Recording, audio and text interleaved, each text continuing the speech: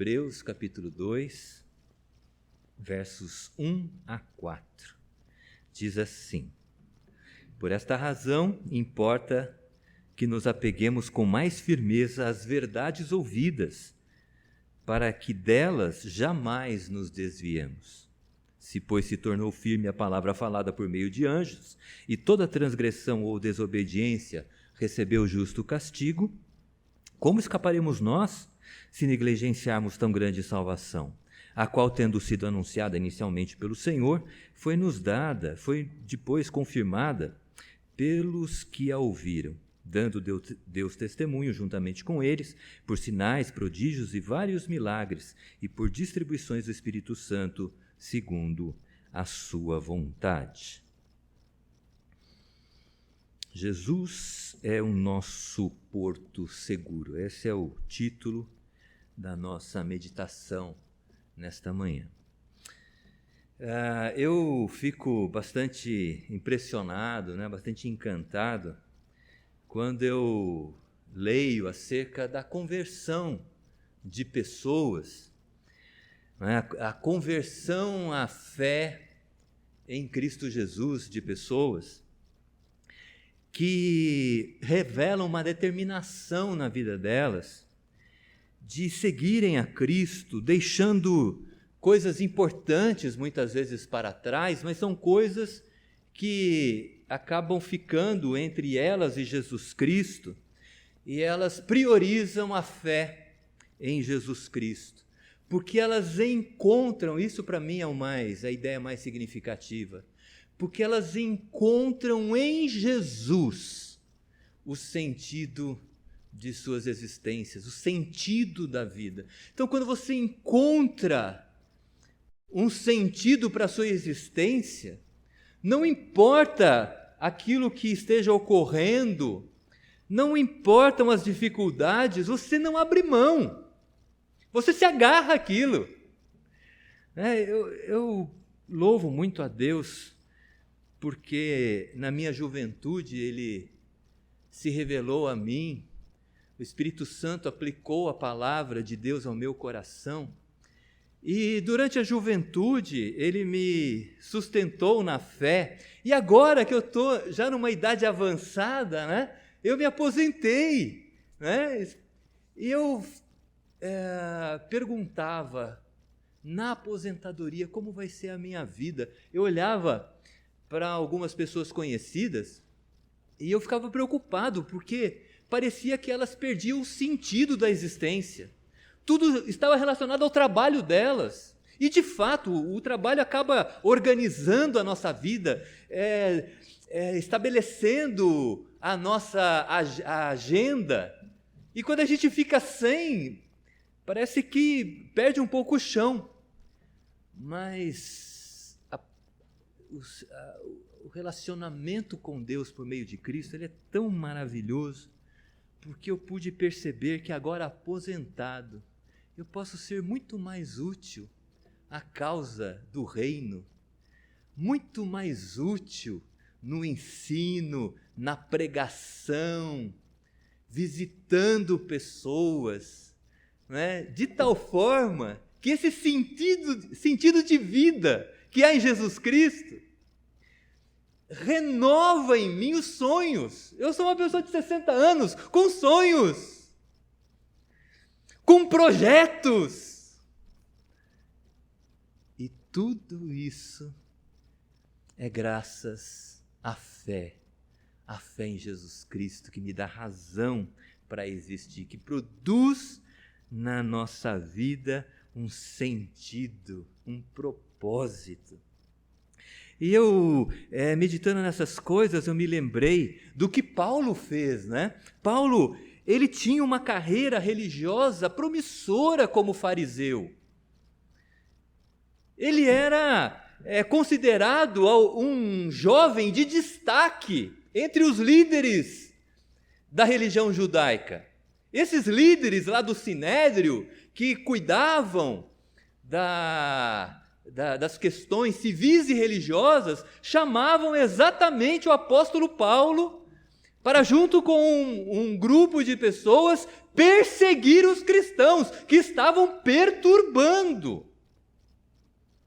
a fé judaica naquele contexto. Mas quando Paulo conheceu Jesus Cristo, ele abriu mão da sua reputação, abriu mão dessa carreira promissora para anunciar o evangelho que ele perseguia. É impressionante isso. Não é pouca coisa. Ele é capaz de dizer: o que para mim era lucro, isso eu considerei perda por causa de Cristo. Sim, deveras considero tudo como perda por causa da sublimidade do conhecimento de Cristo Jesus, meu Senhor, por amor do qual perdi todas as coisas e as considero como refúgio para andar com Jesus Cristo. Os apóstolos João, Tiago, Pedro, André deixaram seu trabalho como pescadores, seu ganha-pão, para seguirem Jesus. O apóstolo Mateus, o evangelista que registrou o evangelho de mesmo nome, ele abandonou uma carreira pública, uma carreira que lhe conferia a segurança financeira, estabilidade. Ele abandonou esse conforto, essa garantia de conforto que ele possuía para ser um discípulo de Jesus Cristo. Eu citei aqui outros exemplos, mas eu acho que são suficientes, né, para nós percebermos, né, o quanto a fé em Jesus Cristo ela traz para nós um sentido de vida. Pessoas que encontraram em Jesus um propósito, abriram mão do que prejudicasse esse relacionamento com o Salvador. E pensando nessas questões, eu me lembrei das parábolas contadas por Jesus Cristo, né? A parábola do tesouro escondido, aquele homem que, tendo encontrado um tesouro num terreno, ele escondeu o tesouro. Ele percebeu que ele havia encontrado algo de valor infinito. Ele escondeu aquele tesouro. Foi, vendeu tudo o que tinha, voltou e comprou o terreno. Ele encontrou com aquilo que era mais precioso. Da mesma forma, Jesus Cristo contou a parábola do negociante de pérola. Ele conhecia essas pedras, pois ele, tendo encontrado uma pérola sem igual, que ele nunca, jamais havia visto, uma pedra de valor que é inestimável.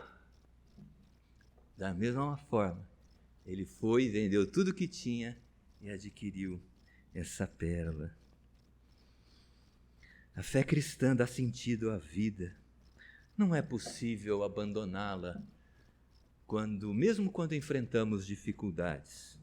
E é dentro desse entendimento, né, que o escritor aos Hebreus, ele nos escreve esta carta.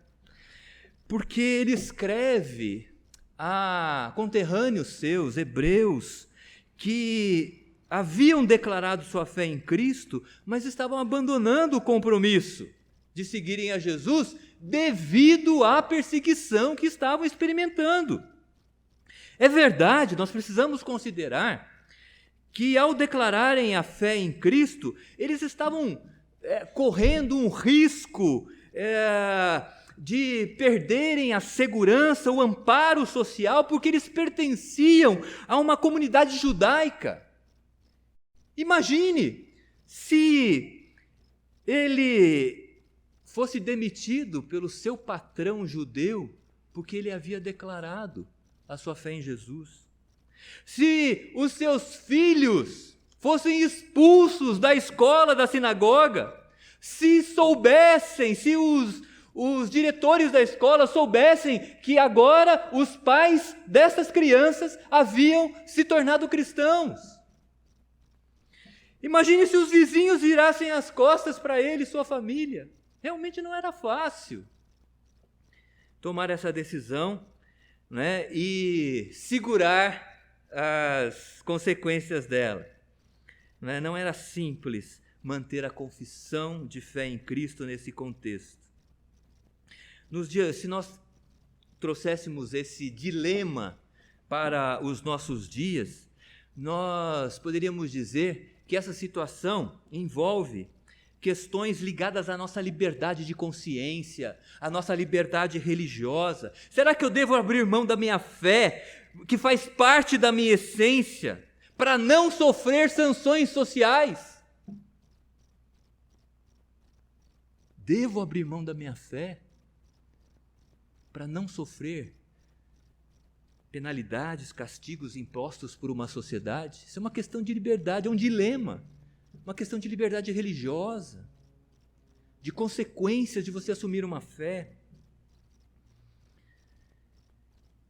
Pessoalmente, para enfrentar esse dilema, né, às vezes a gente sente esse peso, né, de sermos declarados cristãos em certos contextos, e eu, especificamente, de ser apontado como pastor.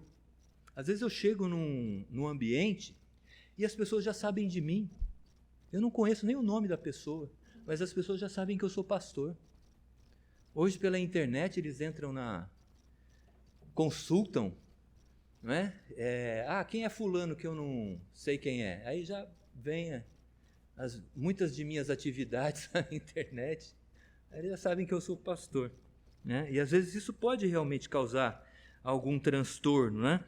Mas é um dilema que, como cristãos, nós enfrentamos. E como eu enfrento esse dilema?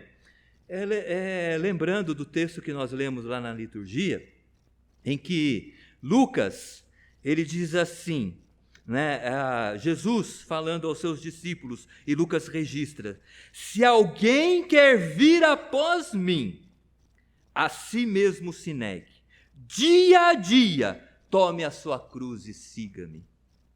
Pois quem quiser salvar a sua vida, perdê-la-á. Olha aí. Pensa que abandonar a fé vai ser produtivo? Quem quiser salvar a sua vida, perdê-la-á. Mas quem perder a vida por minha causa, ele a salvará. Salvará a sua vida. É justamente nessa dimensão a exortação do escritor aos Hebreus, né, aqueles irmãos que estavam enfrentando lutas na vida, mas que não deveriam abandonar a fé em Cristo. Ao contrário, mesmo enfrentando lutas, permanecerem fiéis a Jesus Cristo. É isso que o texto que nós lemos vai trabalhar. Ele começa com essa expressão, né? Por esta razão. O versículo completo é: por esta razão importa que nos apeguemos com mais firmeza às verdades ouvidas. Por esta razão. Eu acho que você certamente compreende que essa expressão, ela faz uma conexão deste capítulo com o capítulo anterior. No capítulo anterior, o escritor estava falando de algumas coisas, e aí ele vai concluir, por esta razão, no capítulo seguinte. Ou seja, o que ele está dizendo aqui guarda relação com o que ele disse no capítulo anterior. E o que ele disse no capítulo anterior? Ele falou de Jesus. Ele disse que Jesus é o Filho de Deus. Lá no capítulo 1, verso 1, o texto diz assim: havendo Deus outrora falado muitas vezes e de muitas maneiras aos pais pelos profetas, nestes últimos dias, que são os nossos dias, nesses últimos dias nos falou pelo Filho, a quem constituiu o herdeiro de todas as coisas, pelo qual também fez o universo. Jesus é o Filho de Deus. Deus havia falado pelos profetas. Agora ele nos fala diretamente através do Filho, Jesus Cristo. O texto diz que Jesus ele é adorado pelos anjos. O verso 6 diz assim: novamente, ao introduzir o primogênito no mundo, o primogênito de Deus, Jesus Cristo, diz: e todos os anjos de Deus o adorem.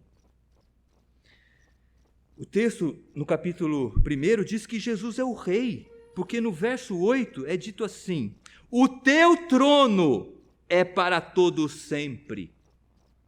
Falando de Jesus Cristo. O texto no capítulo 1 diz que Jesus ele é co-criador, ele estava com o Pai e com o Espírito criando todas as coisas. No verso 10, no princípio, Senhor, lançaste os fundamentos da terra, os céus são obra das tuas mãos. Então veja, o capítulo 1 está dizendo, Jesus é o Filho de Deus, Jesus ele é adorado pelos anjos, Jesus é o Rei, Jesus é aquele que estava com o Pai e com o Espírito criando todas as coisas. Por esta razão, perceberam? Por esta razão, o texto diz, importa que nos apeguemos com mais firmeza às verdades ouvidas, para que delas jamais nos desviemos. Eles estavam enfrentando lutas, dificuldades. O escritor disse para eles quem é Jesus Cristo. E agora vai dizer, olha, vocês estão diante dessas lutas, por esta razão, o que vocês têm que fazer? Duas coisas. Apeguem-se com mais firmeza às verdades e não se desviem dela. Apeguem-se às verdades que vocês ouviram acerca de Deus, acerca de Jesus Cristo. Esse verbo apegar-se, ele é interessante, sabe por quê? A ideia que eu vou mencionar é semelhante, mas é que às vezes ele não apresenta a intensidade, porque apegar-se às verdades de Deus nesses momentos difíceis significa agarrá-las, segurá-las fortes e não largar. Pense em alguém pendurado num penhasco, agarrado no galho de árvore, para não cair. Essa cena eu acho que você já viu em muitos filmes. A pessoa fugindo, ela pula do penhasco. E ele sabe que tem uma árvore lá embaixo, né? Ele se agarra àquela árvore, ao tronco da árvore. Está lá agarrado. Tomara que o tronco não quebre. Porque ele está firme lá para não cair lá embaixo. Pense em alguém se afogando e passando um pedaço de madeira do lado. Está se afogando e vê um pedaço de madeira e ele agarra, para não largar, agarra forte. Agarrar-se às verdades ouvidas acerca de Jesus Cristo. No momento da dificuldade, não é momento de desistir. No momento da dificuldade, não é momento de retroceder.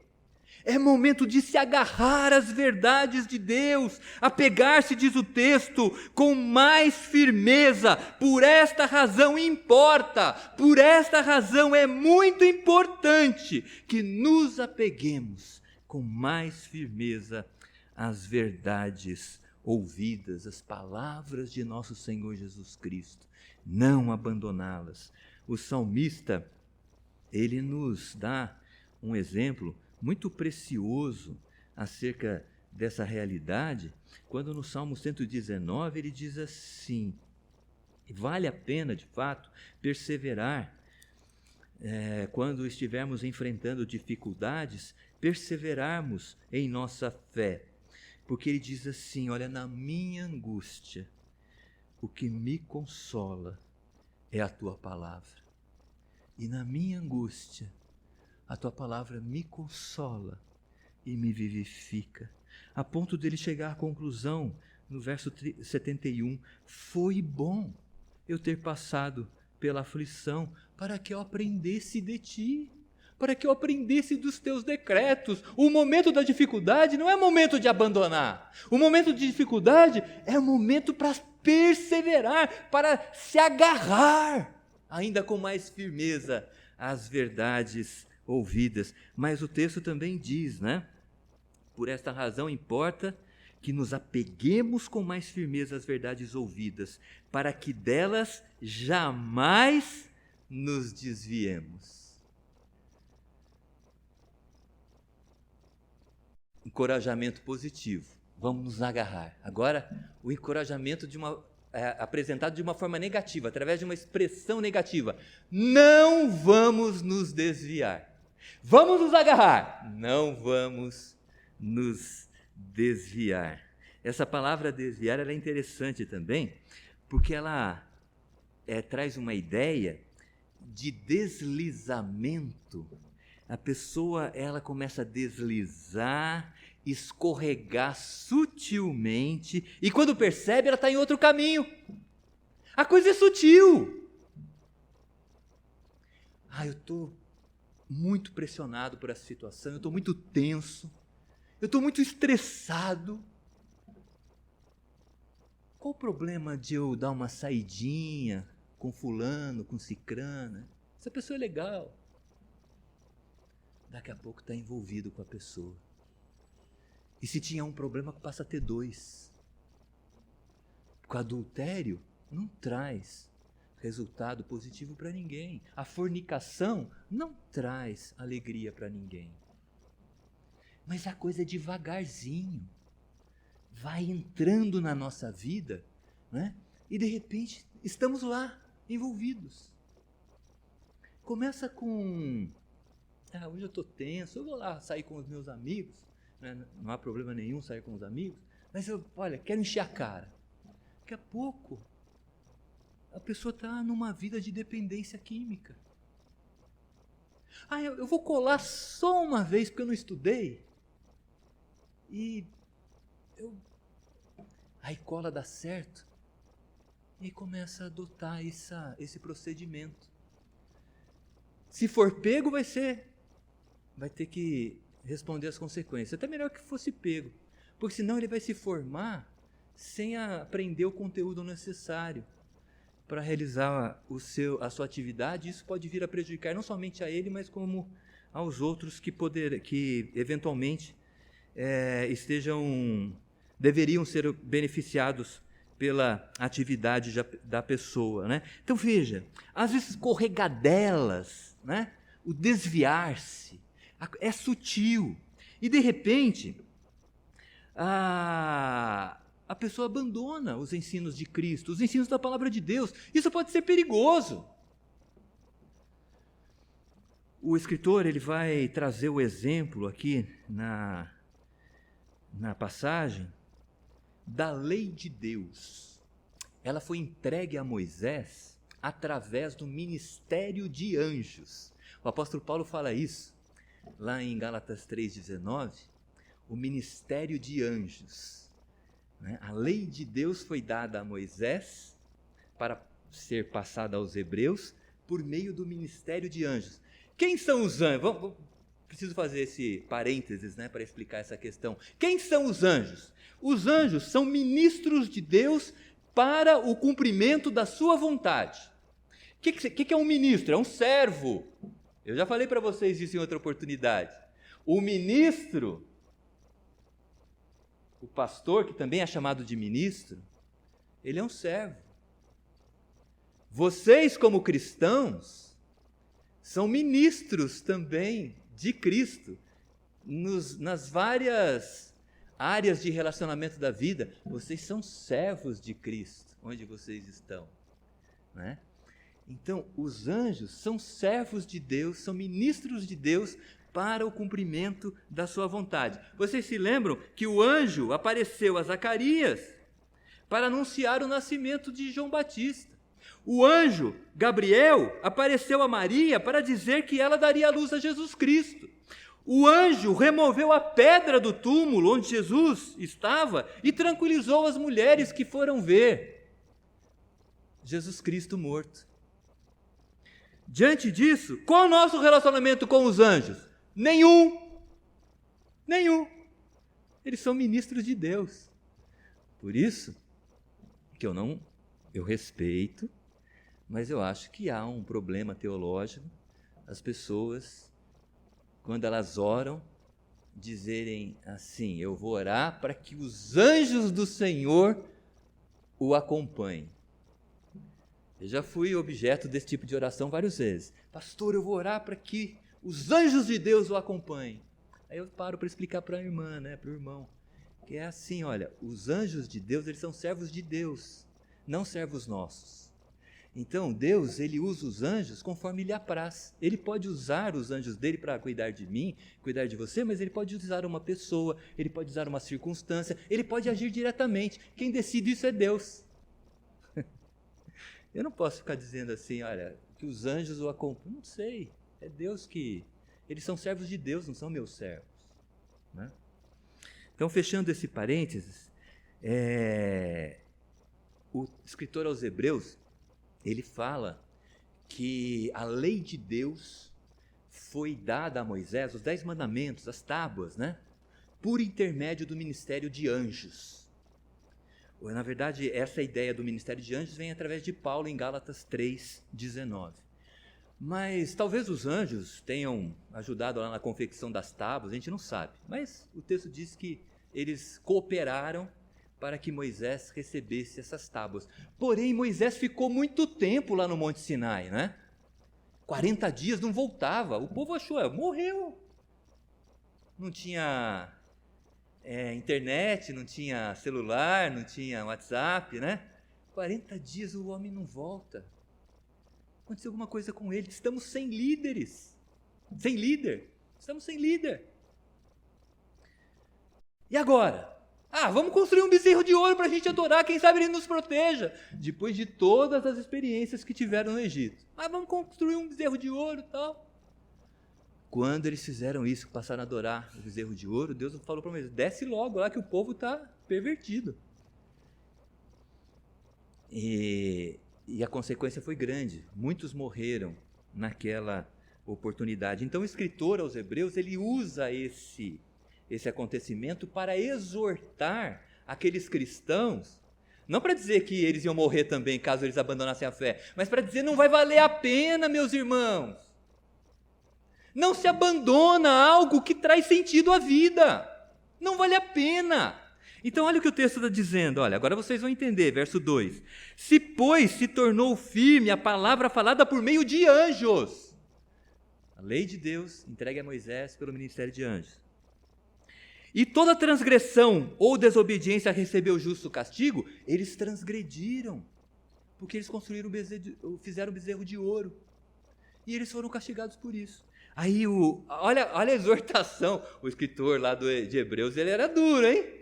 Eu não falo isso para vocês, mas ele falou lá pro pessoal de lá, hein? Para os hebreus lá, que estavam ouvindo a carta dele. Olha o que ele disse. Como escaparemos nós se negligenciarmos tão grande salvação?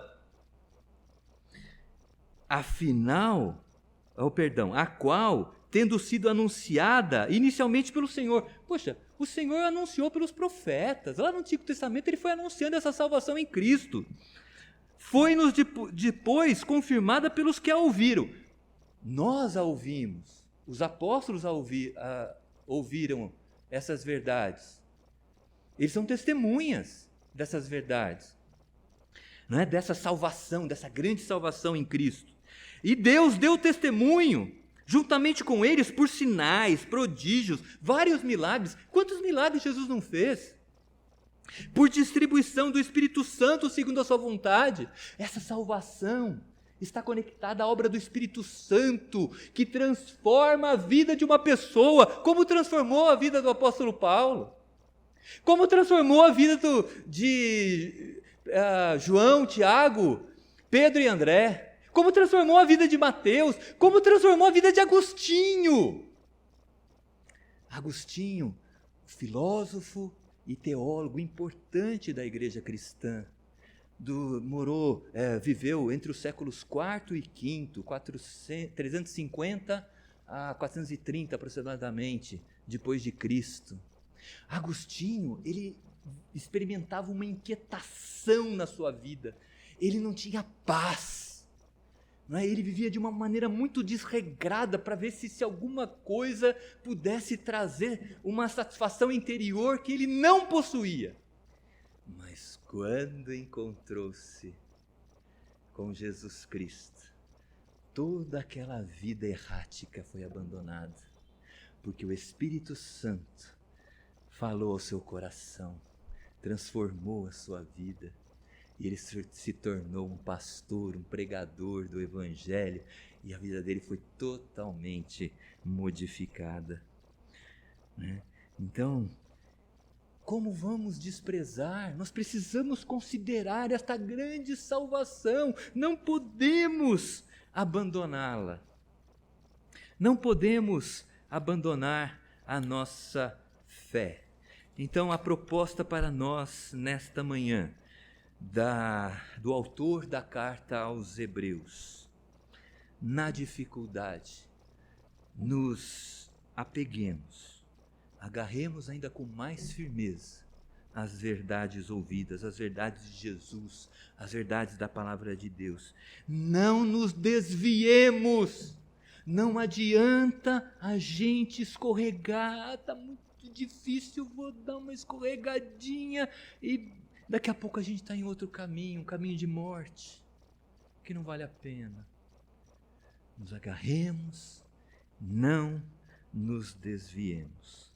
Eu termino com a lembrança daquele episódio em que Jesus, após ter multiplicado os pães e alimentado milhares de pessoas, 5.000 homens, fora mulheres e crianças, não é? A Bíblia fala de 5.000 homens, não fala a quantidade de mulheres e crianças. Depois desse milagre extraordinário, as pessoas quiseram segui-lo. Mas aí ele disse para as pessoas: olha, vocês viram o milagre dos pães, mas esse milagre foi feito para dizer a vocês que eu sou o pão da vida. Eu sou o pão que desce do céu e dá vida ao mundo. Eu sou o pão. Se vocês quiserem me seguir, é necessário que tenham compromisso. Aí as pessoas começaram a se afastar, né? Começaram a abandoná-lo.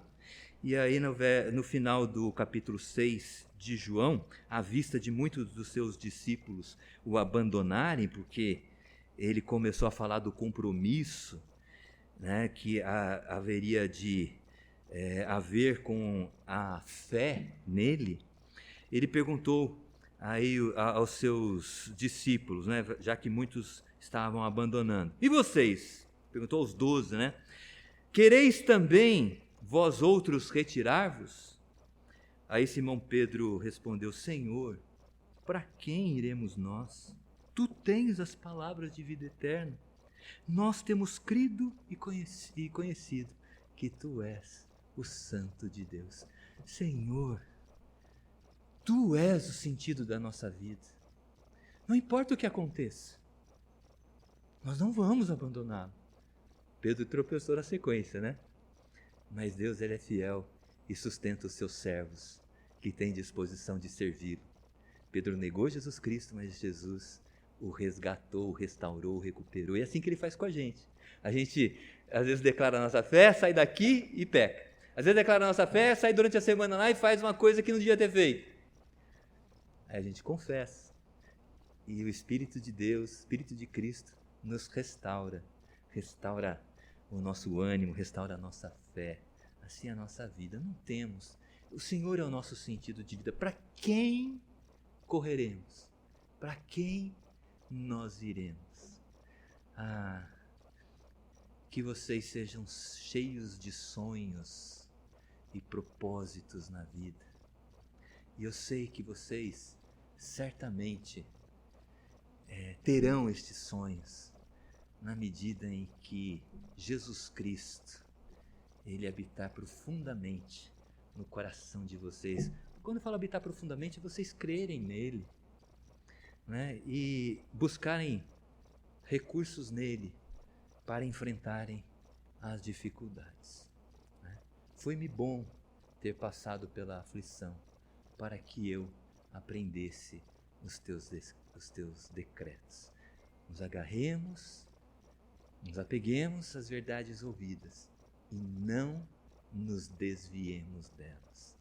Nós seremos os maiores beneficiados. Que Deus nos abençoe.